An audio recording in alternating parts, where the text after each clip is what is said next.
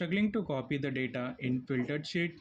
Let's solve that with fill right and fill left. When working with filtered data, direct copy pasting doesn't always work as expected. Use fill right or fill left when you need to copy or extend the data across the filtered rows, ensuring that only visible cells are filled. First, filter your data as needed.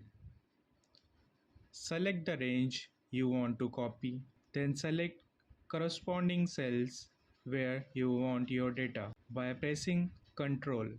After selecting the range, go to the Home tab, click Fill and choose either Fill Right or Fill Left. In this case, we will choose Fill Right. That's how you can easily manage data in filtered sheet. Subscribe for more Excel tips. Thank you.